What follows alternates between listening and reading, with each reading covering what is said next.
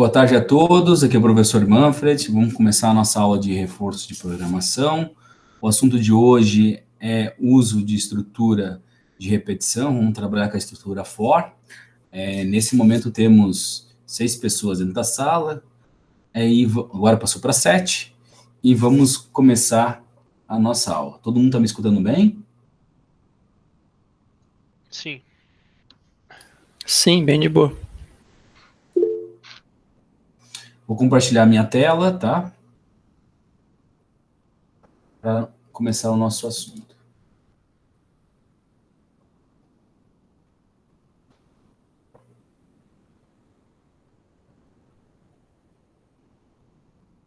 Vamos, todo mundo está conseguindo ver minha tela branca? Sim. Tá, vamos começar com a ideia de um fluxograma para explicar a questão do que é um loop, né? O que é essa estrutura de repetição? Nós estamos falando desse assunto, né?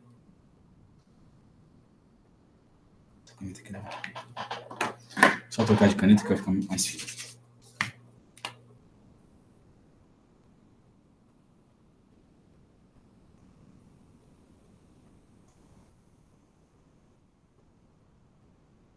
O que é a estrutura de repetição, né? Na verdade, esse é o nosso assunto aí de hoje, né? Na verdade, a estrutura de repetição em C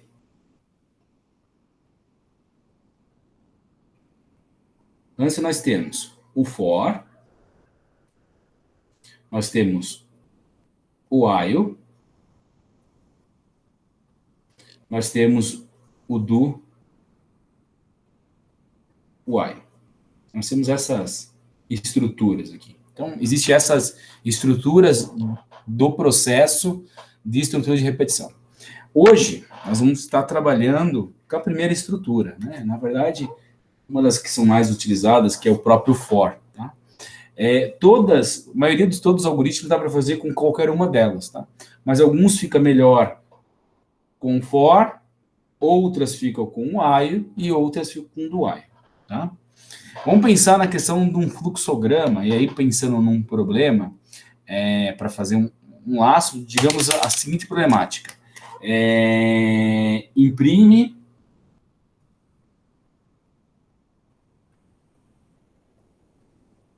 de 1 a 10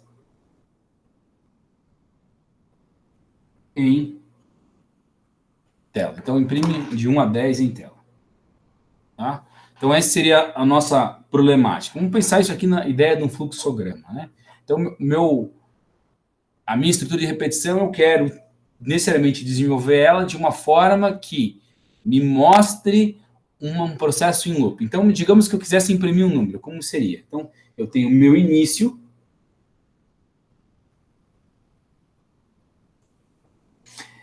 eu não preciso ter uma entrada, na verdade, eu vou ter um número que eu quero imprimir, vai ter uma saída.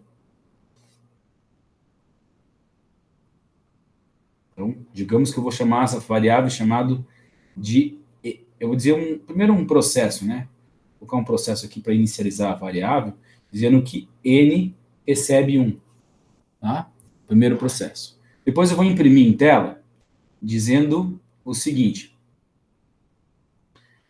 aí meu paralelograma imprime n. Depois que sair essa estrutura, eu vou dizer o seguinte, que o meu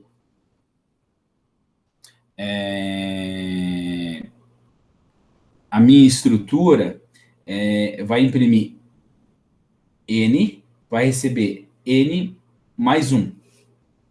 E aqui dentro seria minha estrutura necessariamente do meu fim no processo.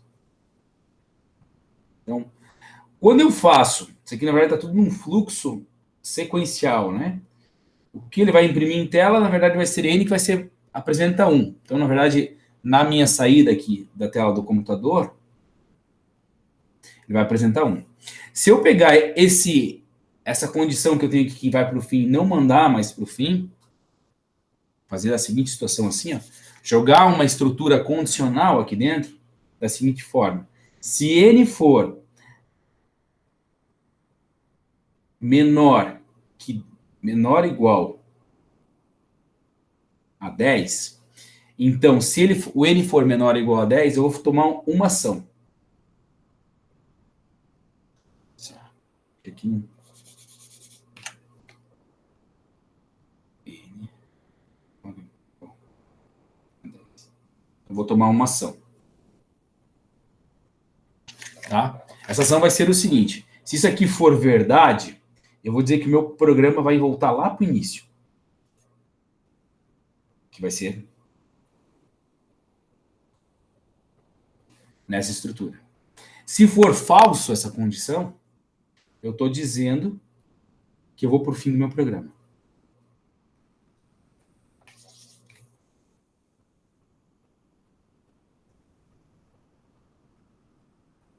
Então, trabalhei dessa forma. Então, essa situação que eu tenho aqui, que ele voltou ao início, na verdade, ele seria o fluxograma aqui do lado, na verdade. Deixa eu só acertar para que pareça de forma melhor. Então, essa situação aqui. Então, ele vai voltar isso aqui, ele vai fazer esse ciclo. Então, o meu N vai começar a incrementar e vai aparecer em tela. 1, 2, 3, 4, 5, 6, 7, 8, 9 e 10. Vai aparecer em tela esse processo. Quando chegar ao 10 igual, ele vai sair do programa e vai para o fim. Aqui é um V, tá? Então, essa estrutura que eu tenho no meu laço, aonde eu estou apresentando aqui, ó, em vermelho, e onde ele fez esse fluxo voltando ao início do programa, em vermelho que eu estou colocando aqui, é o meu loop, né? Onde eu tenho minha estrutura de repetição, que chama loop. O que é esse loop? Ele vai rodar X vezes, na verdade, no caso, 10 vezes, para que eu possa imprimir os 10 números em tela. Então, a minha saída de tela que tem no meu fluxo que vai fazer isso aqui, ele vai sair isso aqui em tela. Então, esse fluxograma me representa uma estrutura de repetição. E aí, na verdade, eu posso fazer essa estrutura de repetição que eu tenho aqui dentro desse loop com o for, ou com while, ou com do while. Os três vão trabalhar da mesma forma.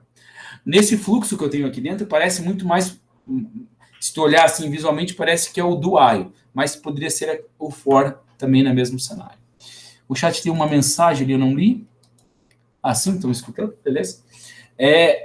Alguma dúvida sobre essa ideia da estrutura de repetição? Pessoal?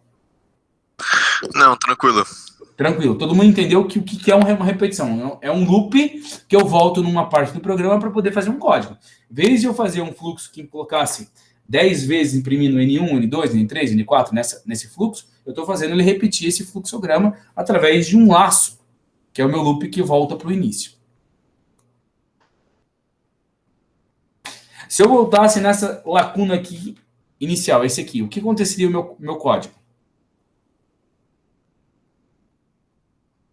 No fluxo. Não entendi, pode repetir?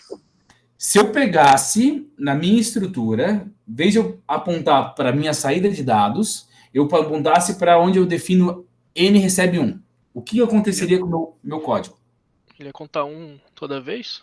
Toda vez eu nunca pararia, né? Porque nunca chegaria nessa condição. Uhum. Isso se chama lá em SO, que vocês estão estudando, deadlock, né? Um programa que, na verdade, não termina. Então, o que trata? Legal? Deu para entender esse processo? Deu. Tá. Sim. Tá bem claro essa questão do quadro de vocês? Tá. Vou tirar só uma foto, depois eu mando para vocês no próprio WhatsApp. Só não sei onde que essa foto fica salva. Mas vamos só descobrir antes que eu comece a olhar para cá. Qualquer coisa, tira um print. Aí Não, só. ele jogou aqui, ó. Quem é maior, quem é menor? Não. Não é isso. Tem que mandar câmera, imagens salvas. Onde que vai essa salva? Ele tirou uma foto. Onde que tá isso? Abrir a pasta. Ah, tá aqui. Mas não apareceu antes. Aí fica mais fácil, fica um quadrozinho legal aí para poder trabalhar. uma engenhoca minha, né? Eu mostrei para vocês antes. Ficou interessante o processo. Então, vamos começar a pensar isso dentro de uma sistemática lá no código, né? Vamos pensar no loop no código, né? Como que eu posso promover ele para que eu possa fazer estrutura de repetição? Então, vamos abrir o DevC. Pessoal, se alguém tiver alguma dúvida, vai perguntando, tá? A partir de agora, nós já temos 9 pessoas dentro da sala.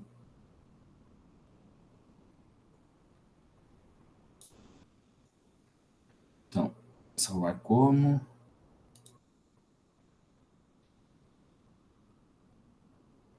Documentos, programação em C, exemplo 8. Então, a nossa problemática dentro desse exemplo vai ser o seguinte, né? Primeiro, né, eu sempre vou jogar uma pergunta.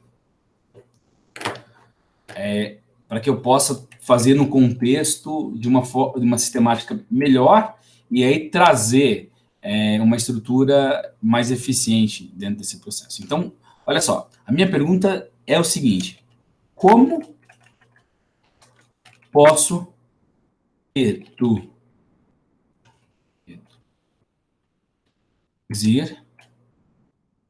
linhas de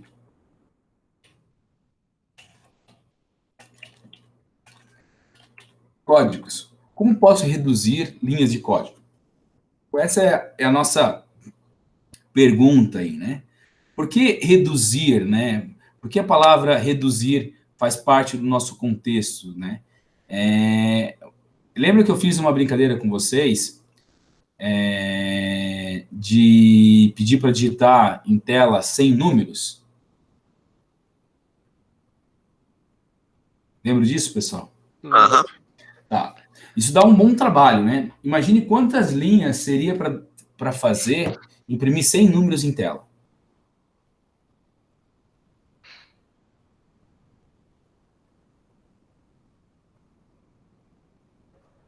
No mínimo 100 linhas, né? Mais de 100 linhas, né? No mínimo 100 linhas, para poder imprimir esses 100 números em tela.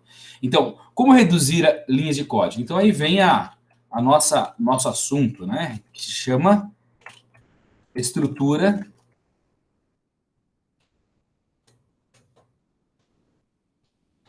de repetição.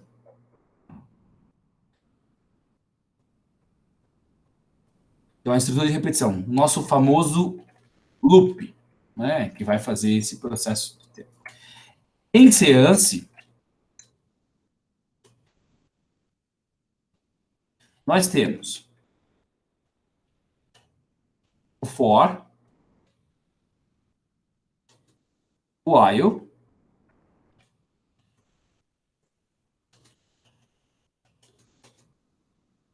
o do while, e uma ferramenta que eu não gosto, mas eu vou colocar aqui, chama goto. Eu vou colocar 2 asterísticos aqui, e vou botar aqui embaixo com 2 asterísticos, não usar, mas ele possui. O GoTo, ele era utilizado muito na década de 80 e 90 para programar. Tá? Ele é uma estrutura de repetição também, ele é um processo de looping, só que ele é um processo que dá uma dor de cabeça do desenvolvedor, não do desenvolvedor que vai fazer o código, e sim quem vai dar manutenção no software. Então, eu coloco não usar nunca. Tá? Nunca use o GoTo, mas existe, faz parte do Seance, a estrutura do GoTo, ele vai fazer como se fosse um rótulo, tá? Ele vai para uma parte específica de um código. Então, existe essas estruturas em Seance. Legal. Como que é? Na aula de hoje, nós vamos trabalhar com a estrutura chamada for, ou conhecida como, vou colocar aqui com maiúsculo, o for, conhecido como em pseudocódigo, para faça. Já ouviram falar de alguma coisa disso? para faça, né? Ele é uma estrutura utilizada, tá?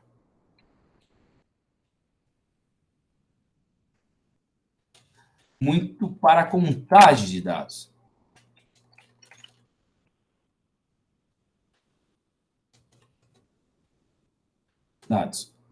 Como? Imprimir números em tela. Basicamente, seria dessa forma, ele trabalharia da melhor forma. Então, utilizado muito para a contagem de dados, como imprimir números em tela. Tá. Como que é a estrutura do for, né? Como que eu boto isso no meu algoritmo? Ele faz assim, for, que é a palavra reservada, sempre minúscula. Em colchetes, eu estou dizendo que vai ser variável de início, meu critério,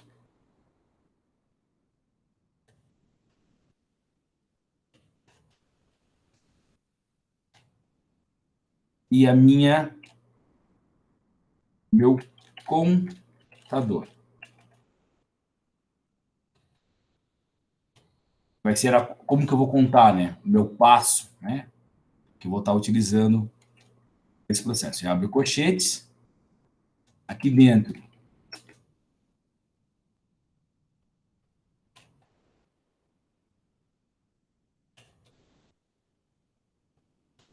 o código para ser executado.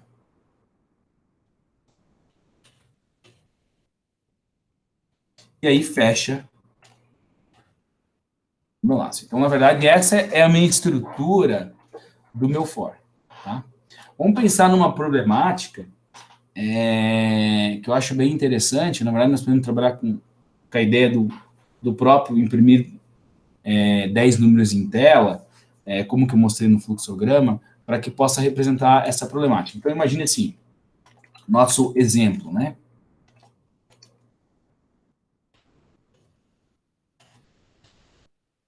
Exemplo.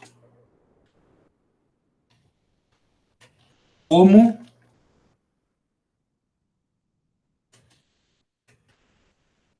imprimir de 1 a 10 em tela. Então, como imprimir de 1 a 10 em tela seria a nossa utilização de exemplo. Então, vou pensar nesse algoritmo agora na construção dele. Né? Então, primeiramente, include stdio, minha biblioteca padrão, int main void, o meu retorno, a minha função principal, onde vai executar, e o meu retorno da função return 0. Então, essa é a minha estrutura de meu início, que representa o meu início, né, aqui, e aqui representa o meu fim. Vamos lá. Primeira situação, vamos pensar nas variáveis que eu vou precisar para imprimir esses 10 números em tela. Então, quais são as minhas variáveis?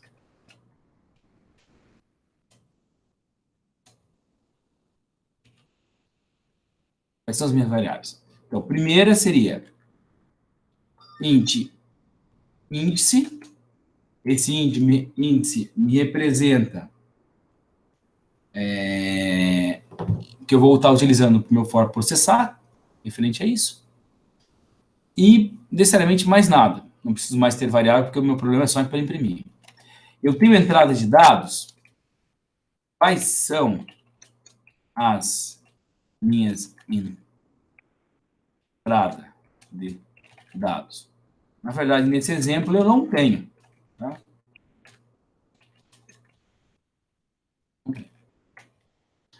Qual é o meu processamento, né? Quais são os processamentos de dados? Também não tenho. né? Lembra que eu sempre estou dividindo os algoritmos em 4 partes. Não tem. Não tem um processamento de dados. Quais são as saídas de dados? Quais são as saídas de dados? Agora eu tenho. Minha saída de dados é o meu for processando. Então, vamos lá. For, agora, lá do meu ideia variável inicial. Então, na verdade, eu vou iniciar o índice na posição 1, porque eu quero de 1 a 10. Ponto e vírgula, qual é o meu critério? Qual é o meu critério de parada disso, pessoal? Qual seria... Quando que o meu loop não pode mais processar? Quando Quando o chegar índice no for 10. Quando for maior que 10. Então, na verdade, eu sempre tenho que trabalhar no que ele vai repetir, não o que for maior. Então, é o contrário. E índice tem que ser menor ou igual a 10 para ele poder fazer a repetição. Maior, ele tem que parar. Tá? Só lembra a referência. Se colocar maior, ele nunca vai chegar lá. Professor, se eu botasse só igual, ele ia entender ou não?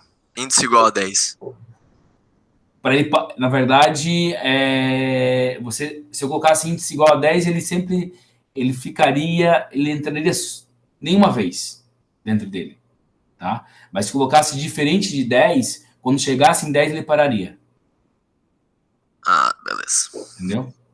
Quer ver, ó? Deixa eu rodar ele aqui, aí eu mostro que eu posso estar trabalhando ali dentro. Índice, vou usar o incremento lá da forma contraída, onde que eu posso estar utilizando, né? Índice mais, índice menos, índice mais igual a um número, para poder fazer os passos. Então, seria dessa forma. O que eu vou imprimir em tela?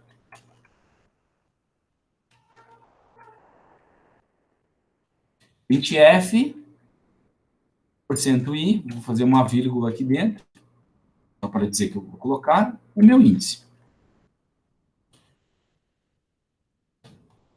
E aí, essa é a minha saída de dados. Então, meu algoritmo, ele resume necessariamente aquele fluxograma que eu mostrei nessa imagem aqui, tá?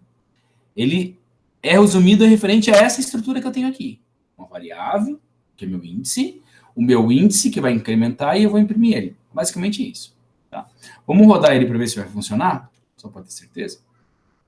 Então, ó, apresentou os 10 números. Agora vamos brincar algumas coisas que o pessoal perguntou aí no chat. Vamos perguntar, se eu colocasse igual, né? Igual a 10. Na verdade, o meu critério é dizer, ele só vai rodar quando for 10. Então, ele nunca vai entrar. Então, o meu resultado dessa situação é nulo. Certo? Não existe resultado. Quem me perguntou isso, não vi ali, não sei se foi o João ou o Humberto, ou o Natan. Fui eu. O João. Tá. Se eu colocar lá que eu falei diferente de 10, então, na verdade, quando chegar a 10, ele vai... Quando chegar o número 10, ele vai parar o processo. Então, eu vou rodar lá, vai mostrar de 1 a 9, parando o processo. Tá? Por quê? Porque, na verdade, o meu critério, o meu índice inicial é 1, então ele processou 1, depois processou 2, ainda continua diferente, 3, 4, 5, 9, continua processando. Quando for o 10, que é diferente, ele vai parar o processo porque ele não consegue rodar de novo. E aí o loop ele termina nesse processo. Entendeu? João. Aham, entendi. Não é muito comum fazer isso, mas poderia ser feito desse sinal. O mais comum seria dessa forma. Vamos fazer um outro exemplo, e aí, na verdade, brincar um pouquinho com as estruturas que eu posso utilizar o for, e também usando com um exemplo. Até esse momento, alguma dúvida sobre a estrutura de contagem, que é o para-faça, que é o for? Não, tranquilo. Negativo. Tá. Eu vou salvar isso aqui como um novo exemplo. E vou brincar, vou tirar essa parte aqui que eu usei do texto, não preciso nessa situação. Tá? Continuar com o problema, tá? Como imprimir números, certo? Agora vamos fazer o seguinte. Como imprimir números de 1 a 10, tá? Múltiplos de 2, certo? Como imprimir de 1 a 10, como imprimir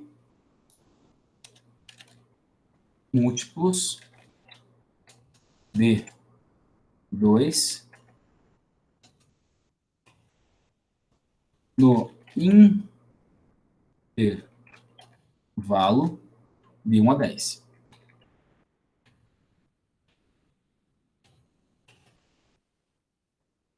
Múltiplo de 2 no intervalo de 1 a 10.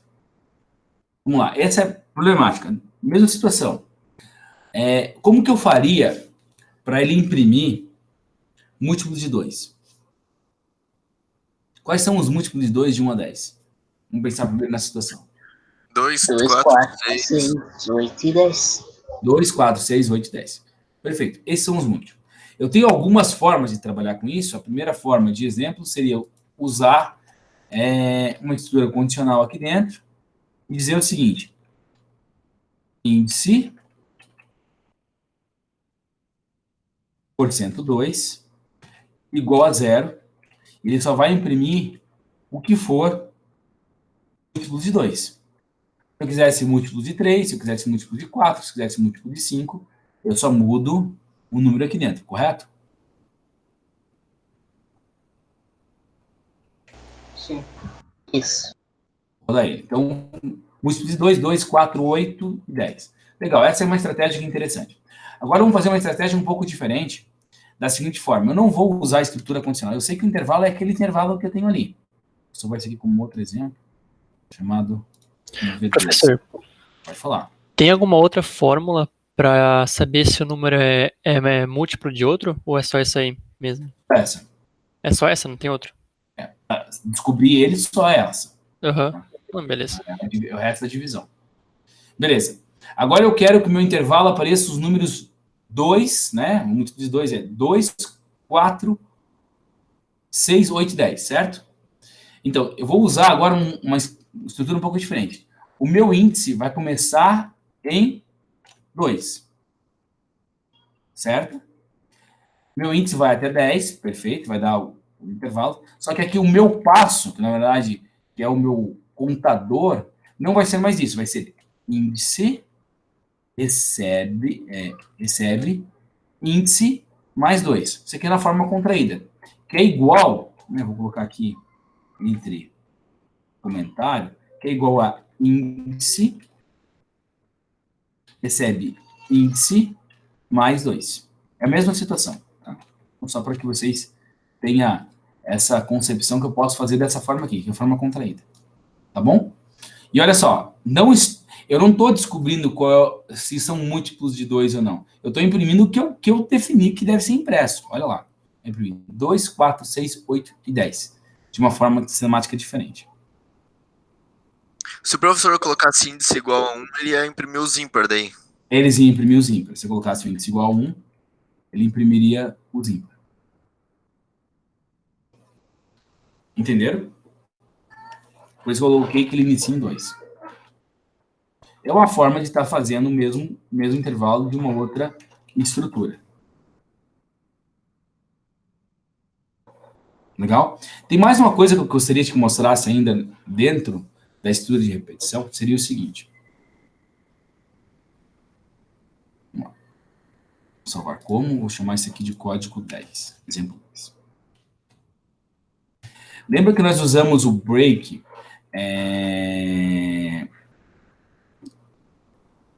no meu processo de estrutura de seleção lá, o switch? Lembra do break? Sim. Tá. O break ele pode ser utilizado também para estrutura de repetição. Então imagine o seguinte, meu problema vai ser um pouco diferente.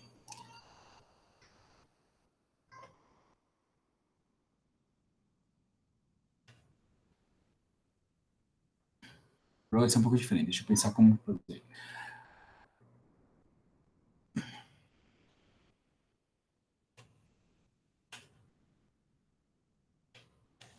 Imprima em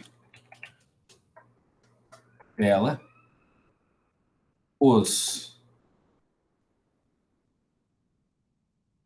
múltiplos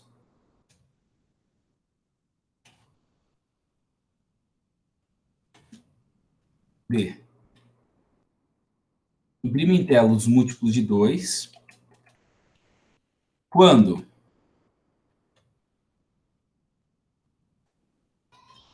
chegar no número 222,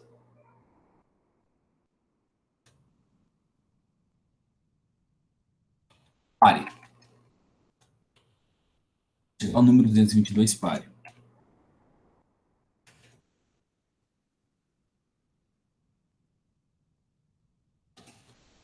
Mostre a quantidade de múltiplos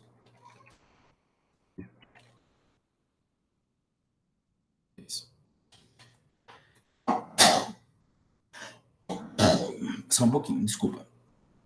Tem mais uma situação. Solicite ao usuário o número inicial. Solicite ao usuário um número inicial.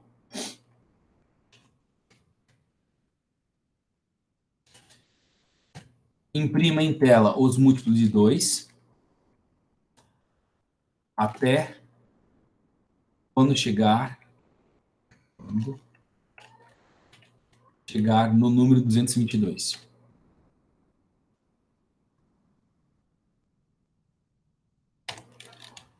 Use uma estrutura de parada, tá com um break.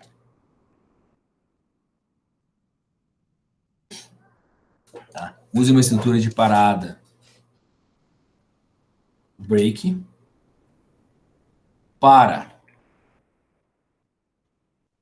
parar. Não. Use uma estrutura de parada, break,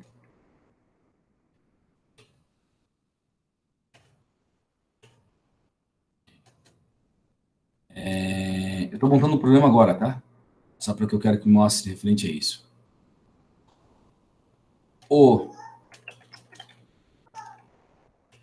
A estrutura de repetição deve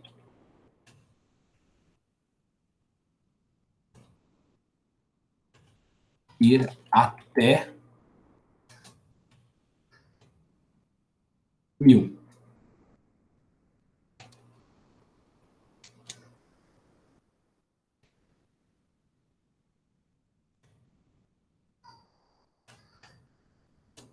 Mostra a quantidade de múltiplo de 2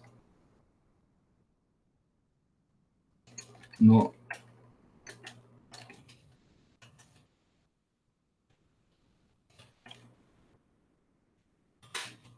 um problemazinho um pouco mais complexo, né? Vamos ver, vou ler para ver se está certo, se não ficou confuso, tá? Mas é feito agora. Então, solicite ao usuário um número inicial. O usuário vai ter uma variável inicial que é chamada número. Imprima em tela os múltiplos de 2 até quando chegar o número 222.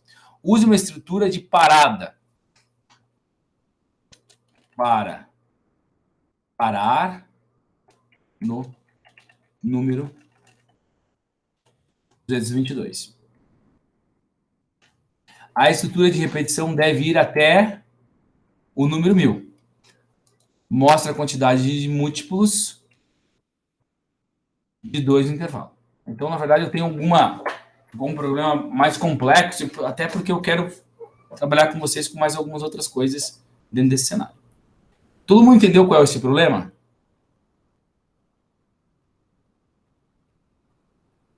Vamos lá, pode responder no áudio. Vai ter que usar switch por causa do break ali? Não vou usar um switch, eu vou usar o break, ele vai aparecer no for, tá? Vamos entender aí. Vamos começar por parte. Solicite ao usuário o número inicial. O que eu preciso fazer para atender essa necessidade? Colocar uma variável e pedir uma variável, número, beleza? E tem que solicitar para o usuário digitar esse número, correto? Isso. printf, digite o valor do número inicial. Na F, porcento I, inicial número. Perfeito. Então, atender essa necessidade. Imprima em tela os múltiplos de 2 até quando chegar o número 222. Tá. Use uma estrutura de parada, break, para parar o número 222. A estrutura de repetição deve ir até 1000. Então, a minha estrutura, o meu número inicial vai fazer o que parte da minha saída?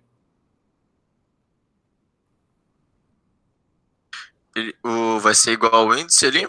Vai ser igual ao índice. Então, o número esse número que eu tenho aqui é igual ao meu índice. Qual é o meu final dele? Que é o meu critério? 1000. 1000.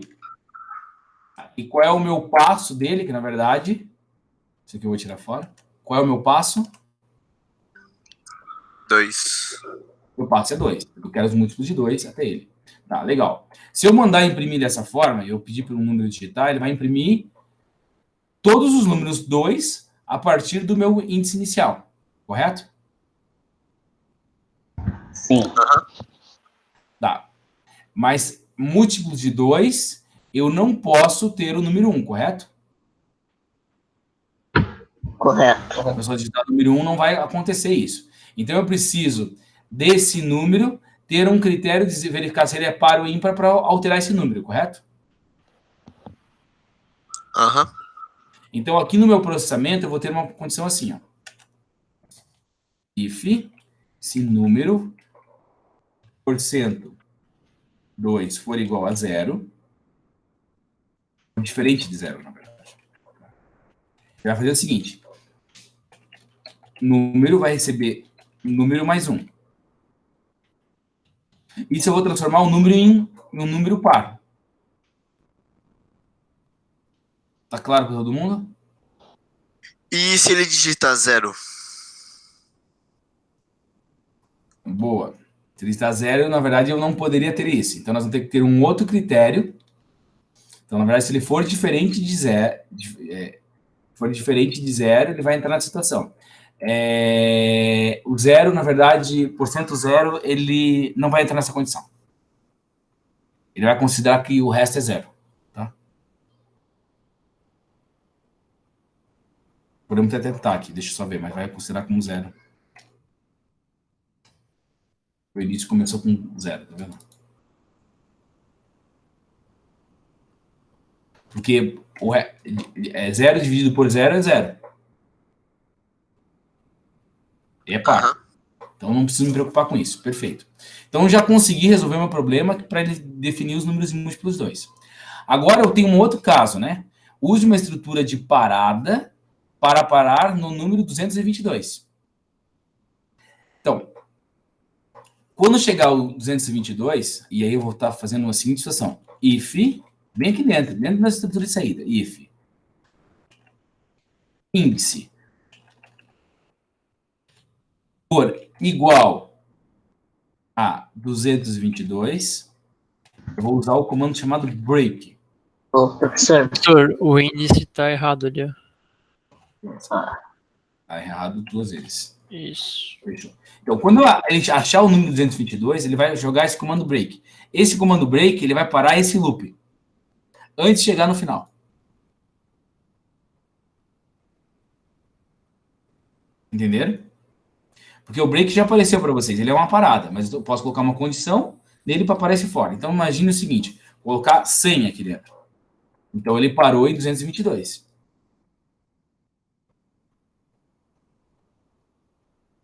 Vamos colocar lá, só para acertar o número ímpar, né?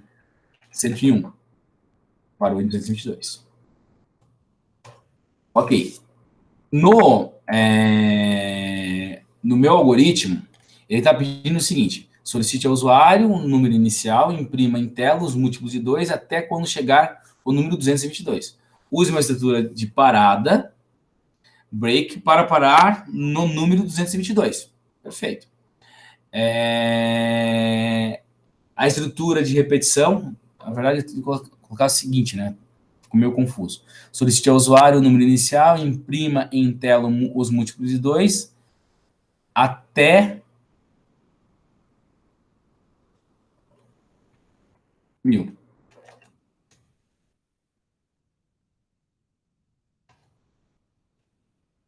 Quando chegar no número 222,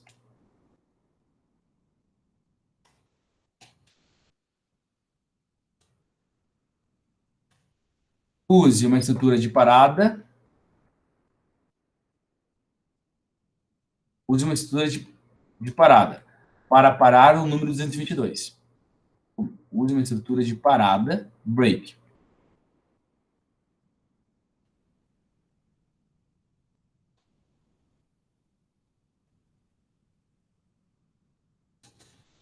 Mostre a quantidade de múltiplos de 2 no intervalo. Eu acho que foi melhor agora o problema. Tá, agora nós temos assim. Mostre a quantidade de múltiplos de 2 no intervalo. Como que eu faço isso?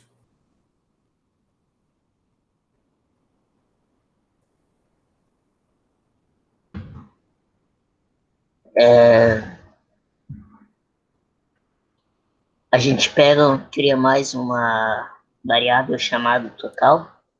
Pode ser. Eu vou chamar ela de contador, tá? Vai contar isso. Vou chamar ela uma palavra mais específica. Vai ser chamado de contador. O contador ele vai iniciar em 1, tá ok? Ok. O meu contador, quando ele estiver imprimindo, ele vai colocar aqui dentro, vou colocar o contador. Desculpa, vai iniciar em 0. Contador vai ser incrementado em 1 dentro desse processo. Na verdade, cada vez que ele entrar nesse loop, eu vou contar quantos loops ele fez. E eu vou ter a variável contador. Então, eu consigo fazer, mostra a quantidade de múltiplos de 2 no intervalo. Então, eu criei um contador, iniciei em 0, e defini que esse contador, cada vez que vai passar a estrutura de repetição, ele vai contar. Professor, uma dúvida agora. Oi? Uma dúvida agora. Fala. Aí o contador incrementado, ele não devia estar em processamento e botar um printf contador? Não, porque, na verdade, esse contador ele faz parte da saída, né? Eu estou trabalhando na saída. Beleza. Essas perguntas que tem aqui, ó, quais são as entradas, quais são as saídas, quais são os processamentos de dados, você só pode orientar vocês no início. Depois não vai aparecer mais essas perguntas no código. Nesse caso aqui, esse contador, ele vai estar vinculado à saída, não ao processamento, porque o processamento eu não consigo fazer nada com ele. Entendeu, Éder? Tá. Entendeu, Éder? Sim. Tá. O que eu preciso imprimir agora de saída?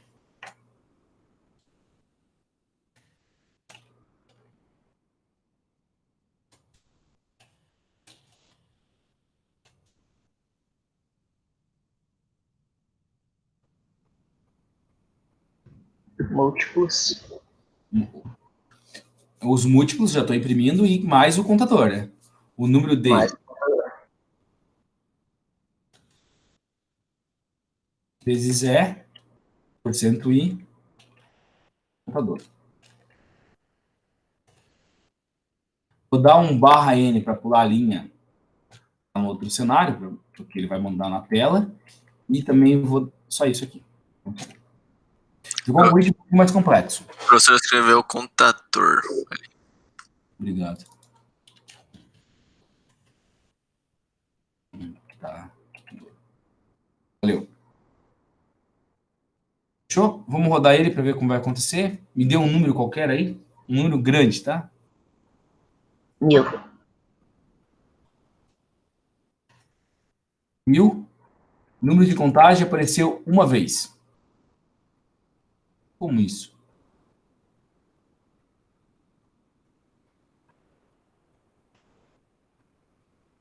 Porque ele só contou uma, não? Ele não entrou na estrutura de repetição. É porque ele só contou uma vez ali. Porque tu falou que o índice é igual ao número, que é 1000, aí ele só contou uma vez. Porque índice é igual a número e índice menor é igual a 1000. Como tu botou ele numa limitação, ele não pode passar dessa limitação. Não, mas ele teria que ter impresso o índice. Vamos colocar um outro código aqui. 1101. 0.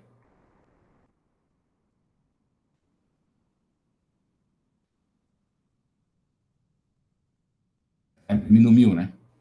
Por isso que apareceu uma vez. Mas ele não poderia, ele teria que parar no 222, certo?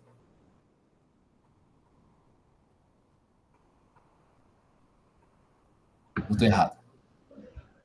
Coloca um valor menor, tenta ver com um valor menor. 100. Colocar lá 100. Quantas vezes apareceu? Tá meio grande, vou colocar um número menor, tá? Vou colocar 200. Mais fácil. Quantas vezes apareceu? 1, 2, 3, 4, 5, 6, 7, 8, 9, 10, 11, 12. Fechou. O número de vezes é 12. Certo? Por que o de 1000 apareceu?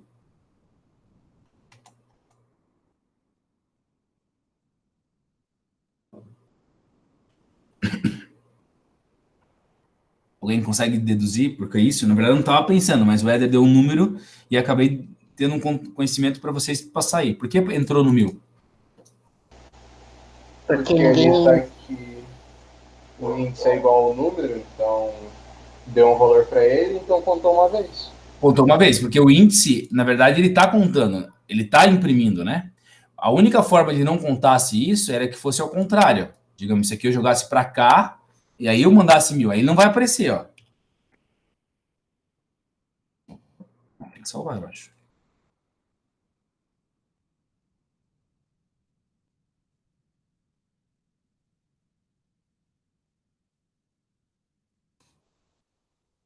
Ah, não, porque na verdade eu estou colocando com uma igual, né? Não vai entrar nunca nesse valor. É só quando tá o 200. Aqui, meu erro tá aqui, ó. Ele vai contar isso. Ele já passou. Se eu colocasse o número 900, ele vai contar. Qual é o erro que eu tô tendo? Um erro ainda. Eu quero que ele pare quando chega a 1000.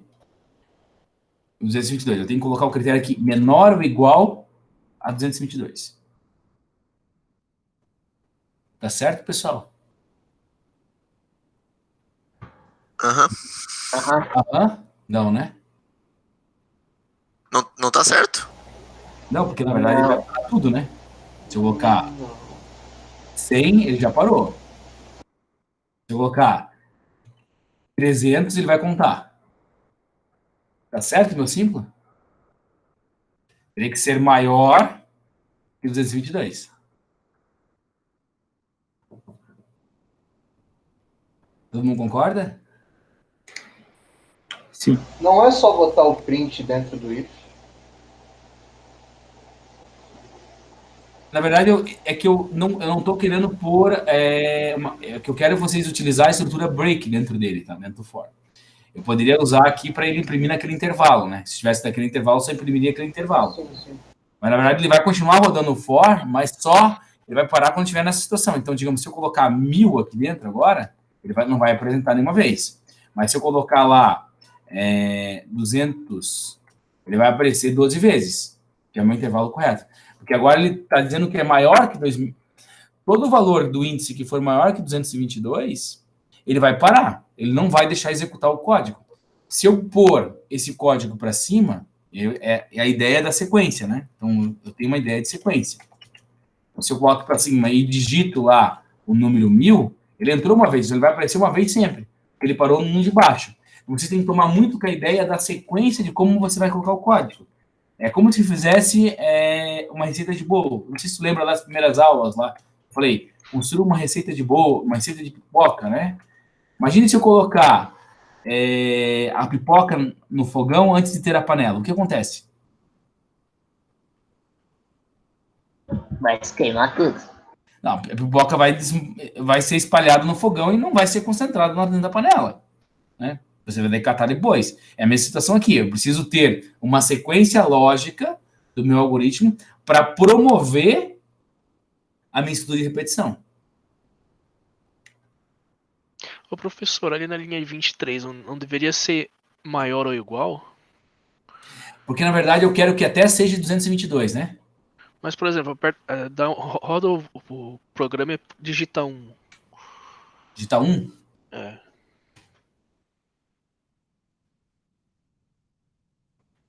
Se eu colocar um igual, ele não vai entrar em 222. Porque eu estou colocando um critério para cima, né? Intervalo para Sim. cima. Se eu digitar beleza. 1, aí ele vai aparecer. É que aqui o critério está ao contrário, tá? Por isso que deve dar um nó em vocês. Eu não estou usando a mesma estrutura, eu estou usando ao contrário. Porque é onde que eu quero parar. Digamos, é como se fosse um corte, né?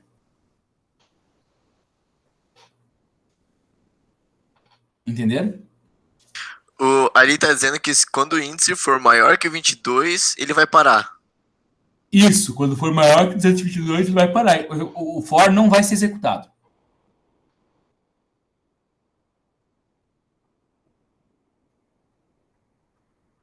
Agora entendi.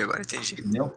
Esse aqui eu criei agora, né? É um problema criado meio uns 5 minutos, assim. É um problema bem pensado, também não tem uma sistemática para ele. É só para poder brincar um pouco com a ideia de ter um contador, da ideia de ter um break para que possa trabalhar. Digamos, uma estrutura de repetição mais avançada aí no processo.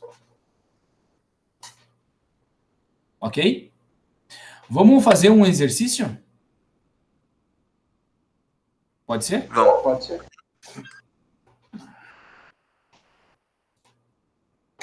Ô, professor, Pode falar. essas situações vão cair na prova também? Meio Não, difícil. na prova não. Isso aqui, na verdade, é mais na aula de reforço mesmo, tá? Ah, tá. Para que vocês tenham... A aula de reforço, eu acho que é um plus da aula que vocês têm. Na verdade, tem pouca gente participando, mas se vocês notar, eu reviso o assunto e acrescento mais alguma coisa no contexto.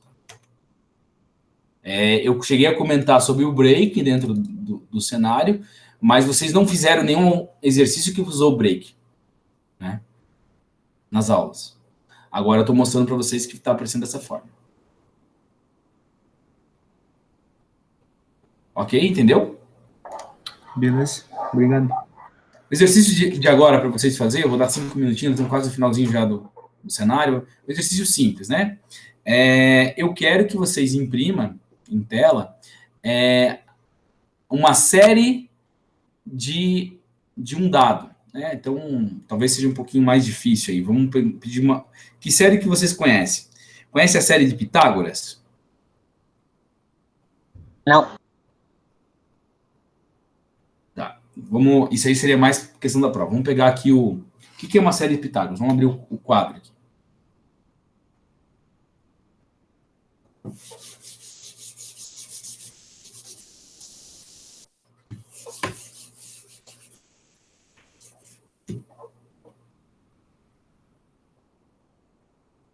Voltamos na câmera.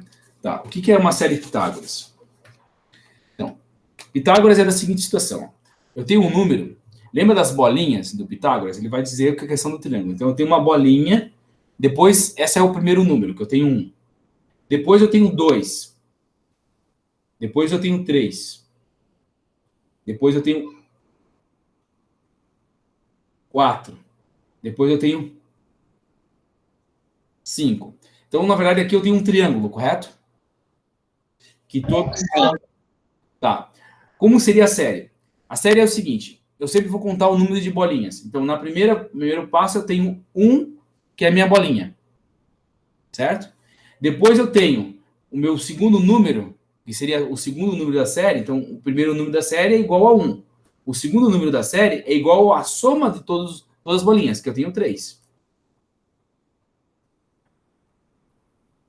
Do terceiro é a soma de todas as bolinhas, que eu tenho 6. 6. No quarto é a soma de todas as bolinhas, que eu tenho mais 4 com 6, 10. No 5 é a soma de todas as bolinhas, que eu tenho 10 mais 5, 15. Então a série de Pitágoras é 1, 3, 6, 10 e 15, certo? Então, o que nós vamos trabalhar com referente a isso? O usuário vai solicitar o número da série e você vai imprimir a série inteira baseado no número que ele quer. Vai dar um pouquinho de dor de cabeça, não vai fazer em 5 minutos. Tá? Vou deixar você estar trabalhando referente a isso. Então, o problema é o seguinte. Esse eu posso pedir em prova, tá? Como é que é? Esse exercício eu posso pedir em prova. Vamos saber. Construa um algoritmo que imprima a série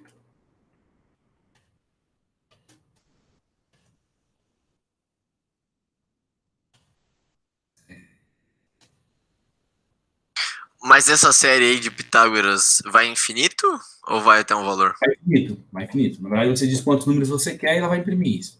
Construa um algoritmo que imprime a série de Pitágoras. Deve usar uma estrutura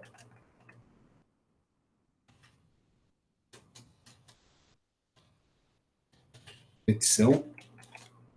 Olha, definindo o que eu quero. Então, construa um algoritmo que imprime a série de Pitágoras. Deixa eu ver se eu acho uma imagem aqui do Pitágoras. Série.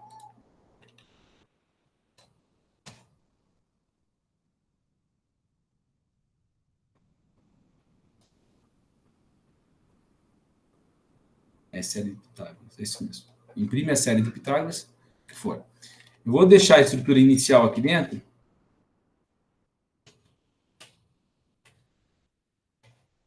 Qual o tempo de vocês, pessoal?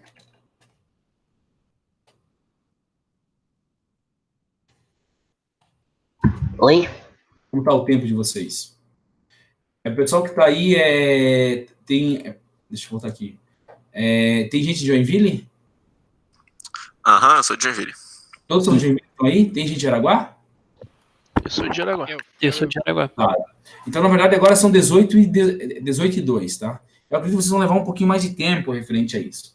Eu vou jogar as perguntas aqui para que fique mais fácil no cenário de vocês. Quais são as...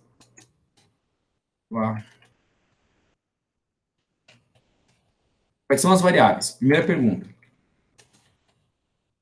Quais são as entradas?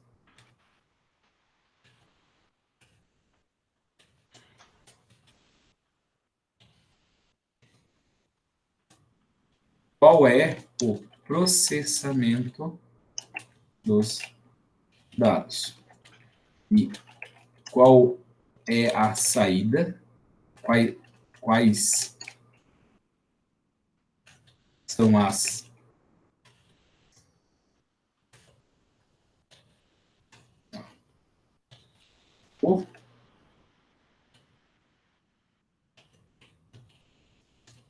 de dados? Então, essas são as perguntas. Vou dar um tempo para vocês, nós estamos um pouquinho. A nossa aula vai estender um pouquinho. Pode estender um pouquinho mais ela, pessoal?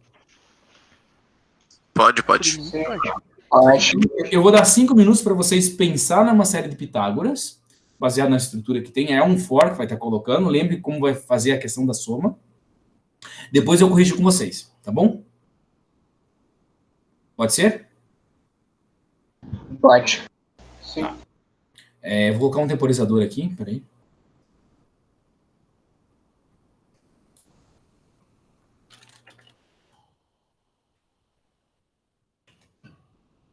Temporizador de 5 minutos.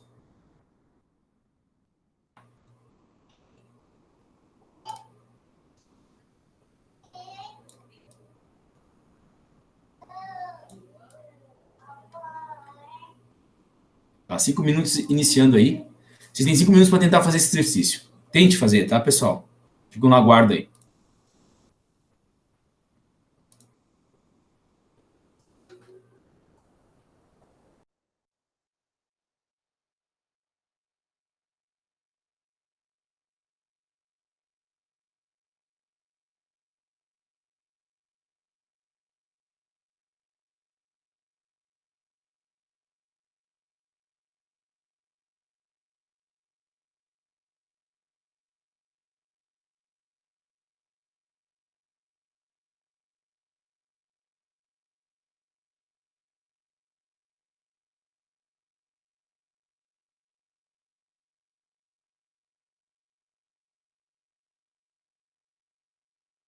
O professor tá por aí?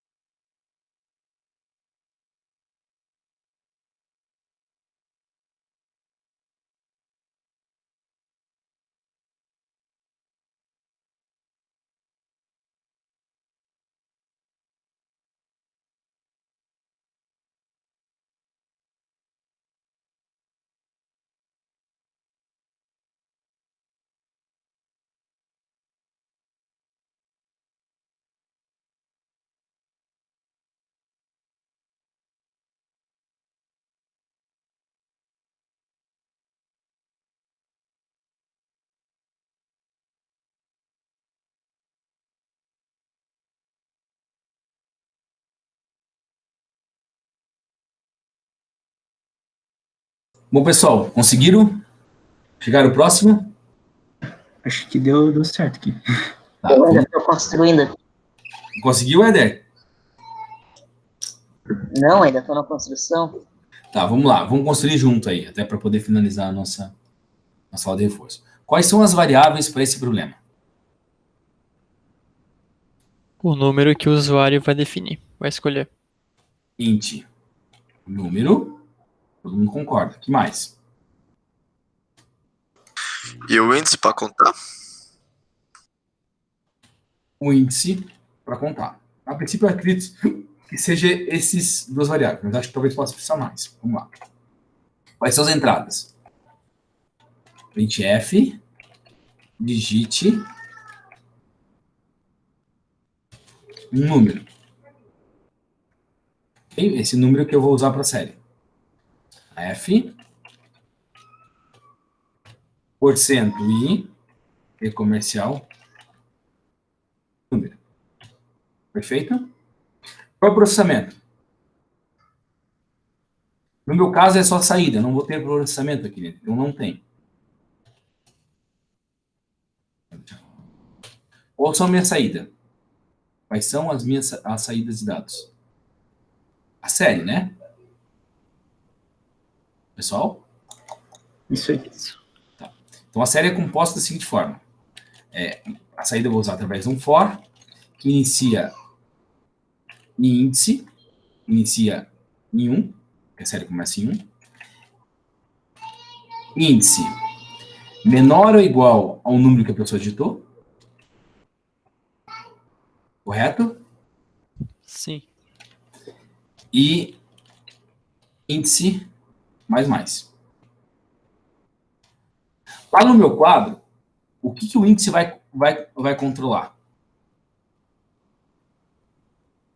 Lá no meu quadro, o que ele controla? Ele controla essa coluna aqui, ó.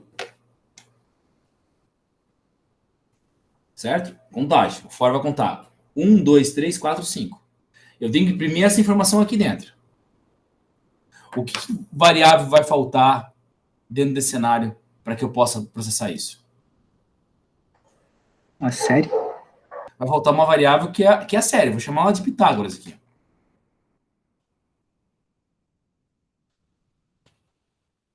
Pitágoras. Eu vou chamar ela de Pitágoras. Legal. Quando eu imprimir, vai ser baseado em algum cálculo, correto? Então, olha só. A série ela é composta da seguinte forma. Voltamos lá no quadro.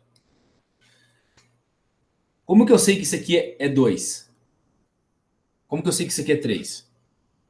Porque eu sei o meu valor anterior, que era 1, mais 2, que é o que eu tenho referente a ele, que é o que está na sequência, que é o meu número, que ele vai me dar o valor 3. Certo? Como que eu sei esse valor aqui? Eu sei o que eu tenho no anterior, que é 3. Né? Então, que eu tenho 3. E eu sei que no meu número atual é 3. E aí eu somo os dois igual a 6. Como que eu sei que é esse valor anterior? Eu sei que ele é 6, que é o que está guardado, mais 4, que é onde eu estou igual, que vai dar o 10. Entenderam? Então nós temos uma lógica. Então nosso problema eu tenho que guardar um somatório e somar com ele o valor que eu estou usando daquela situação. Aí ele vai me dar a série. Entenderam?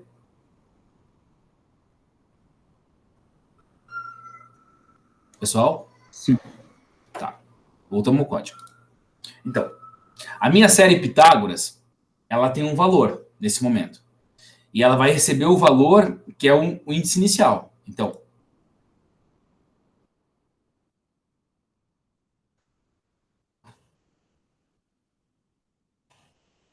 tá?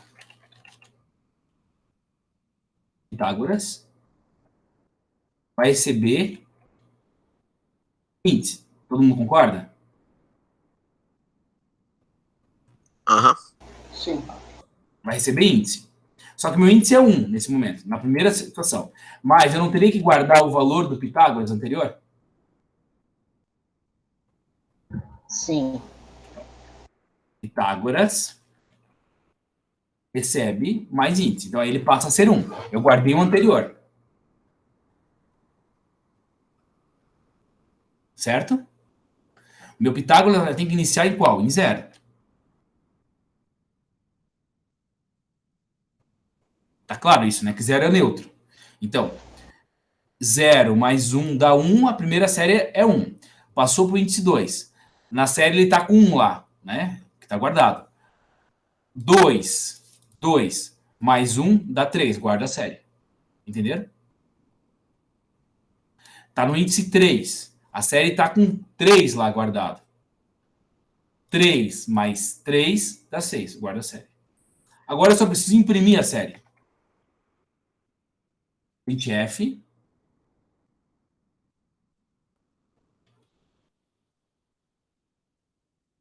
Porcento I. Pitágoras.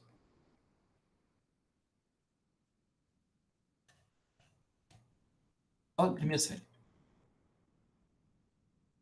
Ok? Quem fez chegou mais ou menos referente a isso? Sim. Só fiz o contrário ali, eu coloquei o índice como 0. Aí, mas o resultado é a mesma coisa. Dá no mesmo também, não tem problema. É que ele começa a partir de 1, tá? Então vou imprimir a série agora. Eu quero 5 números. Os números são 1, 3, 6, 10 e 15. Como que estava no quadro? 1, 3, 6, 10 e 15.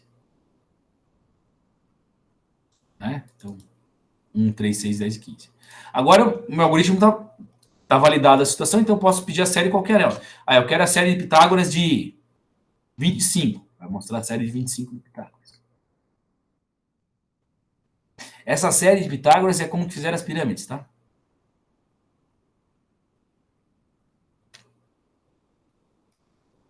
Entenderam? Éder, que não tinha construído. Murilo não se manifestou ainda. Quem está mais aqui dentro da sala? Consegui. Conseguiu? Natan falou que conseguiu, né? Tem 2 Natan. Natan com A. Consegui. Antunes e Correia. Consegui. Então, esse é o nosso exemplo de uma série. O pessoal perguntou, o que eu posso pedir em prova? Pode pedir isso. Isso aqui é raciocínio lógico. Se você vê o for, ele é ridículo, não tem nada. Então, na verdade, só tem um contador aqui, uma soma interna. Que você tem que guardar.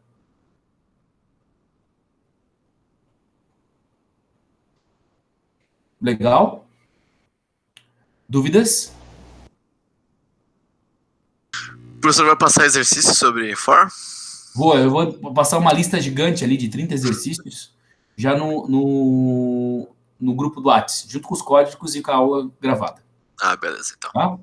Então, damos encerrada a nossa aula de reforço de programação. O assunto era estruturas de repetição, no assunto for. Tá? Agradeço a presença de vocês aí e parabéns por estar participando dessa aula.